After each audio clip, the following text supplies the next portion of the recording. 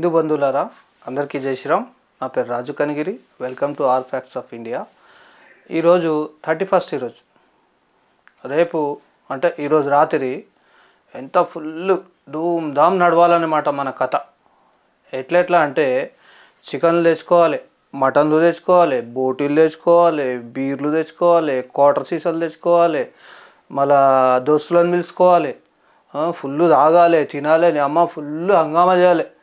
ఈ రోజుకి పీడ పోయిందిగా. రేపటి నుంచి జీవితాలు మారిపోతాయి మనవి. రేపటి నుంచి కొత్త సంవత్సరం కదా, జీవితాలు అన్నీ మారిపోతాయన్నమాట. ఎంత జబర్దస్త్ అవుతుంది అంటే ఈరోజు రాత్రి అంతా తిని తాగి పోలీసుల చేతిలో గుద్దవాళ్ళు కొట్టించుకుంటే దాని ఆ అదృష్టమే చేంజ్ అయిపోతుంది. ఆ మూమెంటే వేరుంటుంది. అబ్బా ఇంత మంచిగా ఉంటా అంటే ఫుల్ తిన్నాక తాగినాక రోడ్ల మీద నానా రచ్చలు చేసేటప్పుడు పోలీసు ఇప్పుడు ఏం చేశారంటే ఈరోజు నాకు కొత్తగా ఒక వార్త అందింది. ఏంటంటే అది పోలీసు అంట ఇట్లా తిని తాగి హంగామా చేసేటోళ్ళ కోసం, ఫ్లైఓవర్లు ఎక్కి నాటకాలు చేసేటోళ్ళ కోసం, రోడ్ల మీద ఇంకా ఏడ పడితే ఆడ లొల్లిలు చేసేటోళ్ళ కోసం, హారన్లు కొట్టుకుంటూ పోయేటోళ్ళ కోసం, తిని తాగి ఏడంటే ఆడనే బోర్లు వేసేటోళ్ళ కోసం కొత్త లాఠీలు తెచ్చుకోరంట వాళ్ళు. అరే ఏం చెప్పాలి సార్, మీరు కూడా కొత్త లాఠీలు ఎందుకు తెస్తారు సార్ మా వాళ్ళకు? అరే కొద్దిగా దయ పెట్టండి సార్ మా హిందువుల మీద. ఏం సార్ మీరు ఇట్లా చేస్తారు? ఎందుకంటే పోలీసులు కూడా ఏమంటారు అంటే క్రిస్టియన్స్ వాళ్ళు ఏమో నైట్ అంతా చర్చిలో ఉంటారు బాబు, తుర్కోళ్ళు ఏం చేస్తారంటే ఉన్న బేకరీలో కేకులు అమ్ముకుంటారు, లేకపోతే చికెన్ మటన్లు అమ్ముకుంటారు. మళ్ళీ ఇప్పుడు తాగి ఊగి తిరిగేది, హంగామా చేసేది, నానా రచ్చ చేసేది ఎవరంటే హిందువులు అని చెప్తారు అనమాట. అంటే వీళ్ళు ఏం చెప్తారు పోలీసు వాళ్ళు? హిందువుల గుద్ద వాళ్ళు ఏం కాలే అంటే హిందువులు అంటే అందరు కాదు నేను చెప్పేది. హిందువులదంట కొంతమంది ఏం చేస్తారంటే తిని తాగి రచ్చ చేస్తురుగా రోడ్ల మీద. బైకులు తీసుకొని కార్లు తీసుకుపోయి ఇట్లా పోతారు. ఇక కట్లు కొట్టుకుంటా రాజరంతా నాదే, కొత్త సంవత్సరం రేపు, నేను ఈరోజు తిని తాగాలి, మళ్ళీ రేపటి నుంచి జీవితంలో దొరకదు నాకు. రేపటి నుంచి చికెన్ మటన్ బోటి షేర్వా గీర్వా మందు క్వార్టర్లు బీర్లు బిర్యానీలు ఏం దొరకాయి. ఈరోజు ఉన్నంత తాగాలి, జీవితాంతం మళ్ళీ ఎప్పుడు తాగొద్దు. ఇక మళ్ళీ ఎప్పుడు దాని పేరుకే పోవద్దు, అసలు అడగొద్దు అనమాట దానికి. అట్లా తాగుతారు అనమాట మన వాళ్ళు. ఈరోజు తాగుడు ఎట్లుంటా అంటే జీవితంలో మళ్ళీ ఎప్పుడు దొరకదు. ఈరోజే లాస్ట్. ఇక వైన్స్లు బంద్ అవుతాయి, గొర్రెలు కోసేది బంద్ అవుతుంది, కోళ్ళు కోసేది బంద్ అవుతుంది, చికెన్ బిర్యానీలు బంద్ అయిపోతాయి, అన్నీ బంద్ అయిపోతాయి రేపటి నుంచి. రేపు జనవరి 1 కదా, జనవరి 1 నుంచి ఏం దొరకాయిగా వీళ్ళకు ఈ ఒక్కరోజు రాత్రే. అందుకని ఏం చేస్తారంటే 10-11 అయిందంటే కూర్చుంటారు, తెల్లారేదాకా తాగుకుంటుంటారు. తాగేటోళ్ళు తాగుతుంటారు, రోడ్ల మీద తమాషాలు చేసేటోళ్ళు వేరు. ఆ రోడ్ల మీద తమాషాలు చేసేటోళ్ళ కోసం అని చెప్పేసి పోలీసులు ఒక రూల్స్ పెట్టిరు ఈరోజు కొత్తగా. ఎట్లా అంటే కొత్త లాఠీలు తీసుకొచ్చి కొత్త రూల్స్ పెట్టిరు అనమాట మన పోలీసు వాళ్ళు. వీళ్ళు కూడా ఏం తక్కువ లేరు, పోలీసు వాళ్ళు ఏమన్నా తక్కువనా? అంటే వీళ్ళు ఎవరి కోసం చేస్తారు పోలీసు వాళ్ళు? ఫ్లైఓవర్లు ఎందుకు బంద్ చేస్తారు, కొత్త లాఠీలు ఎందుకు చేస్తారు, చెక్ పాయింట్లు ఎందుకు పెడతారు, చెక్ పోస్టులు ఎందుకు పెడతారు, ఇవన్నీ ఎందుకు చేస్తారు? వీళ్ళని బతికించడానికే. ఇటువంటి దళిద్రులు రాత్రంతా తిని తాగి నానా నాటకాలు చేస్తారు కదా రోడ్ల మీద, తమాషాలు చేస్తారు కదా సినిమాలు.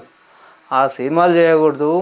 ఎవడన్నా తాగి వీగి కింద పడి యాక్సిడెంట్లు చేసుకోనో లేకపోతే ఫ్లైఓవర్ మీద నుంచి దుమ్కియో చచ్చిపోతారు, వాళ్ళని కాపాడాలి అని చెప్పేసి పోలీసు వాళ్ళు చేస్తారు. పోలీసు వాళ్ళు ఏమి వాళ్ళకి కావాలనో లేకపోతే వాళ్ళేం మన చుట్టాలు కాదు. ఏమి ప్రతి ఒక్కరిని కాపాడడానికి ప్రతి ఏరియాలో పోలీసులు బందోబస్తు చేస్తారు ఆల్రెడీ. అంటే వాళ్ళు ఎందుకు కాపాడుతారు భయ్? మనం అర్థం చేసుకోవాలి. అర్థం చేసుకోకపోతే చచ్చిపోతారు. ఇంకేముంది? ఎవరు చస్తే నువ్వు చస్తే నీ ఇంటి పక్కనికి ఏం రాదు, పోలీసు వాళ్ళకి ఏం రాదు, గవర్నమెంట్కి ఏం రాదు, ఎవ్వరికి ఏమీ రాదు తమ్ముడు. నువ్వు కానీ చస్తే మీ అమ్మ నాన్నకే నష్టం రా నాయన. అందుకని చెప్తున్నా, అర్థం చేసుకోజరా, దయచేసి అర్థం చేసుకొని. ఈ ఒక్కరోజు రాత్రే ఉంది మనకు, నెక్స్ట్ టైం లేదనుకొని ఫుల్గా తాగి ఏడైనా పడి యాక్సిడెంట్ అయిపోయా, నీ తలకాయ పలిగిపోయా, నువ్వు చచ్చిపోతే మీకే నష్టం, మీ ఫ్యామిలీకే నష్టం తప్ప మిగతా ఎవ్వరికి ఏమీ కాదు. ఒక్క పైసా కాదు కదా, ఒక ఇంచు ఒక ఎంటికి అంతా కూడా ఏం కాదు, వేరే వాళ్ళకి ఏం ఫరక్ పడదు. అందుకని నేను ఏమంటున్నా అంటే ఈ దరిద్రం అంతా వదిలేయండి, ఇది మనకు సంబంధమే లేదు. క్యాలెండర్ మారితే కనుక జీవితాలు మారుతాయా, లేకపోతే సంవత్సరం మారుతుందా, లేకపోతే పంచాంగం మారితే సంవత్సరం మారుతుందా? చెప్పండి. కొత్త సంవత్సరం ఎప్పుడు వస్తుంది? నాకు కొద్దిగా కామెంట్లో పెట్టండి దయచేసి. మన వాళ్ళు క్యాలెండర్ని ఎంతమంది నమ్ముతారు, పంచాంగంని ఎంతమంది నమ్ముతారు? అందరు కూడా కామెంట్ బాక్స్ మీకోసమే ఖాళీ ఉంటుంది, కామెంట్లో పెట్టండి దయచేసి, ఓకేనా హిందూ బంధువులారా. ఇంకో విషయం ఏంటంటే ఇది మన పండగ కాదు. క్యాలెండర్లో నంబర్లు మారినంతసేపట్లో మనం ఇంతగానో హంగామా చేసుడు అవసరమా? పైసలు బొక్క, టైం బొక్క. ఆ దొరికినామంటే మళ్ళీ పిఎస్లో తీసుకుపోతారు, నానా కేసులు అవుతాయి, ఫైన్లు పడతాయి. ఎందుకు అబ్బా అవసరమా? అది ఎవడో కొండగోరే నా కొడుకులు చేసుకుంటారు, మనకు అవసరమా? ఈ కొత్త సంవత్సరం మనకి ఇప్పుడు కాదు. హిందూ ధర్మం ప్రకారం చూస్తే మనకు కొత్త సంవత్సరం వచ్చేది ఉగాది పండుగకు మాత్రమే కొత్త సంవత్సరం. ఎందుకంటే ఉగాది పండుగకు ప్రతి చెట్టు కూడా ఆకులు మొత్తం పోయి మళ్ళీ ఉగాది రోజు వరకు కొత్త ఆకులు వస్తాయి. అంటే అప్పుడు ఏంది ప్రభావం, దాన్ని బట్టి మనం అర్థం చేసుకోవాలి. అప్పుడు ఎందుకు మారుతాయి ఇవన్నీ, చెట్ల ఆకులు కూడా ఎందుకు మారుతాయో మనం ఒకసారి బాగా గమనించాలి, మన మైండ్లో తెచ్చుకోవాలి. అది హిందూ బంధువులందరూ కొద్దిగా మారిరు కొంతమంది, ఇంకా కొంతమంది ఆ కొండగోర్లు వెంబడి తిరిగి వాళ్ళ అలవాట్లు అయిపోయినాయి అనమాట. ఆ కొండగోర్లు వెంబడి కొంతమంది అలా చర్చిలకు కూడా పోతురు, మసీదులకు పోతురు, కొంతమంది దర్గాలకు పోతురు.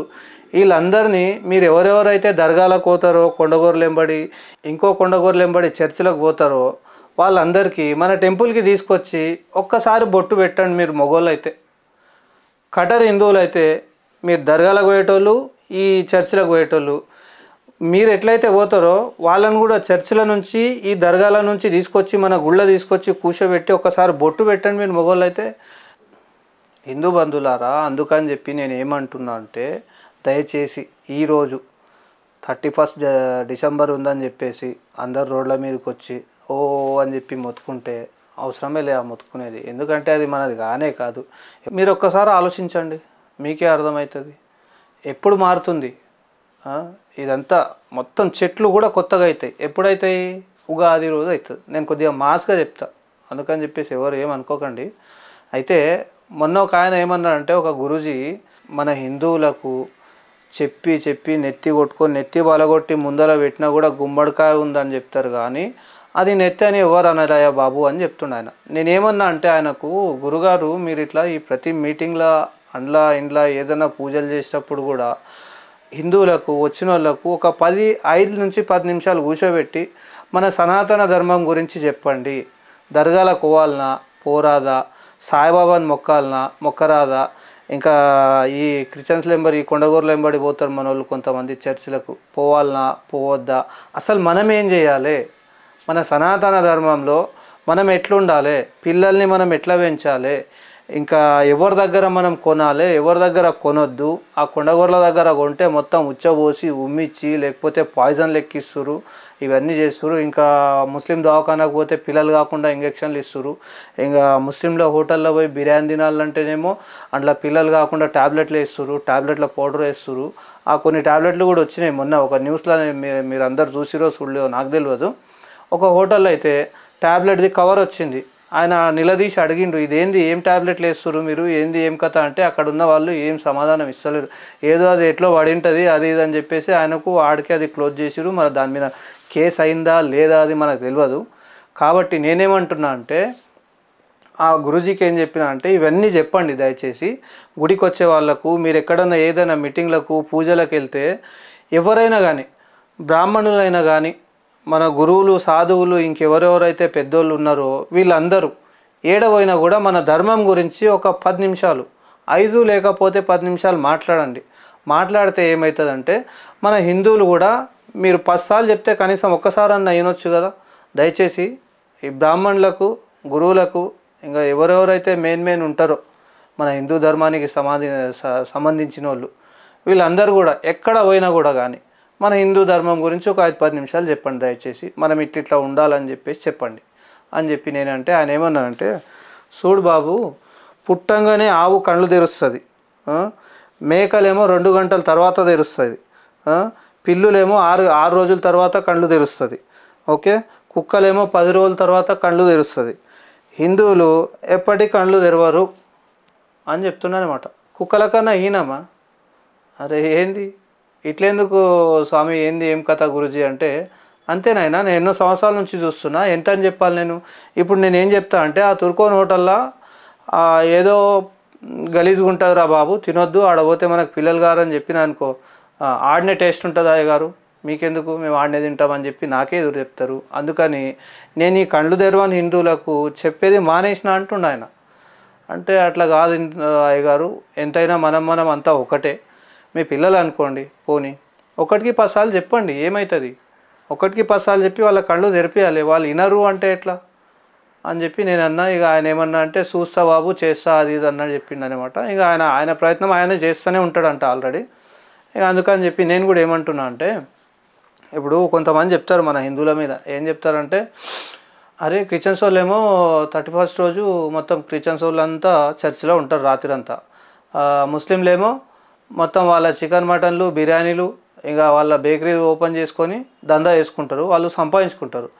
హిందువులేమో ఉన్న పైసలు పెడతారు, లేకపోతే అప్పు తెచ్చన్నా తింటారు. మళ్ళీ ఇదేం రోగం రా వీళ్ళకి, ఇదేం దరిద్రంలా, వీళ్ళ పండుగనా ఏమన్నా అని చెప్పేసి కొంతమంది మన ధర్మంలో ఉన్న వాళ్ళు కాకుండా, మన ధర్మంలో ఉన్న వాళ్ళు కానీ వేరే ఇతర మతస్థులు కూడా కానీ మనకు చెప్తున్నారనమాట. అందుకని చెప్పి నేను ఏమంటున్నా అంటే, ఈరోజు 31st రోజు మన వాళ్ళు హిందువులు బయటికి వెళ్ళి పైసలు ఖర్చు పెట్టి అవి ఇవి తెచ్చుకొని తిని తాగి రోడ్ల మీద పోయి పోలీసు వాళ్ళతోన తన్నులు తినకండి. ఎందుకంటే మనం రూల్స్లు పాటిస్తాం కదా హిందువులు రూల్స్ పాటించినంత వేరే మతస్థులు ఎవ్వరు పాటించరు. ఎందుకంటే మనం బయటికి వెళ్తే కంపల్సరీ హెల్మెట్లు పెట్టుకుంటాం, రాంగ్ రూట్లో మ్యాక్సిమం పోము, సిగ్నల్ ఎట్లా ఉంది సిగ్నల్ని బట్టి మనం వెళ్ళిపోతాం. అదే మిగతాలు టోపిగాలు వాళ్ళు ఏం చేస్తారంటే నలుగురు 5 మంది 16 మంది పందులు పోయినట్ల బండ్ల మీద పోతే కూడా ఫోన్లు మాట్లాడుకుంటూ పోతారు. ఒక టోపీ కనిపిస్తే వాళ్ళకి పోలీసు వాళ్ళు కూడా ఫోటో తీయరు అనమాట. అందుకని చెప్పేసి మనోళ్ళు ఒకటే కదా, అంత మెత్తగా ఉన్నారు మనోళ్ళు హిందువులు. ఎట్లా మెత్తగా ఉన్నారంటే ఆ గవర్నమెంట్ ఏమేమి రూల్స్ చెప్తే అవన్నీ పాటించేటోళ్ళే కదా.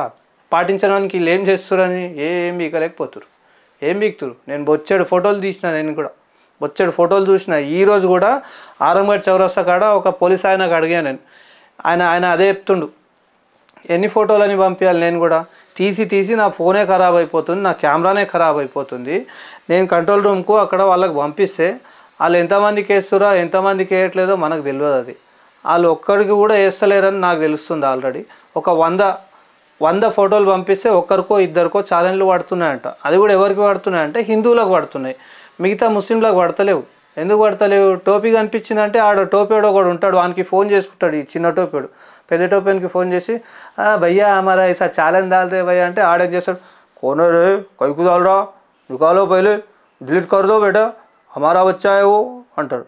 అదే మన హిందూ రాజకీయ నాయకులకు ఫోన్ చేయండి, అన్నా ఇట్లా అయిందన్నా ఏం చేయాలంటే, ఎవడు పంపన్నారా నీకు, ఏం నాటకాలు చేస్తున్నావా, ఎందుకు పోయిన వాడికి నాకు అదంతా తెలియదు నాడు పో అంటే మన హిందువులు ఇదే అన్నమాట. అందుకని చెప్పేసి మన వాళ్ళు ఏం చేస్తారంటే, మన హిందువులకు మన రాజకీయ నాయకులు సపోర్ట్ ఎవ్వరు లేరు కాబట్టి మన వాళ్ళు రూల్స్ పాటిస్తారు.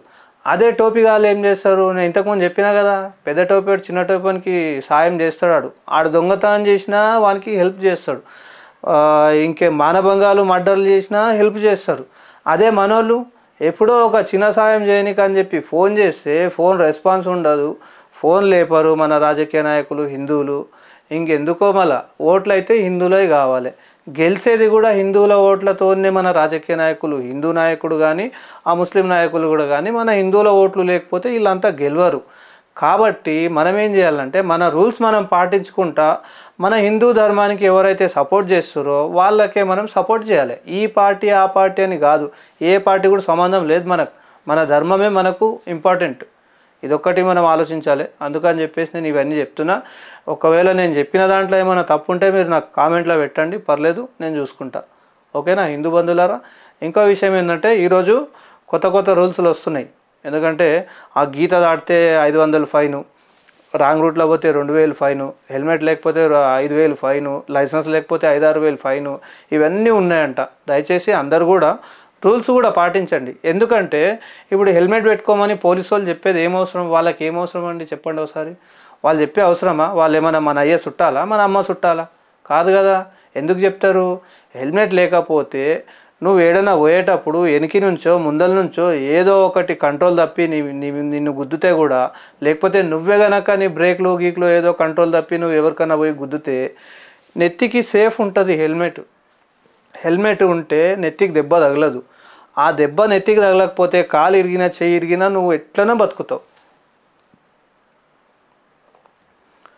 కాలు చెయ్యి ఏమిరిగినా కూడా ఆరాంసే బతకొచ్చు. కానీ ఇదే నెత్తి వలిగింది అనుకో చచ్చిపోతారు. ఇప్పటిదాకా అయిన ఎన్నో వేల యాక్సిడెంట్లు అయినాయి కదా. ఇన్ని వేల యాక్సిడెంట్లల్లో కాలు చేతులు ఇరిగిన వాళ్ళు మంచిగానే ఉన్నారు, హెల్మెట్ పెట్టుకున్న వాళ్ళు.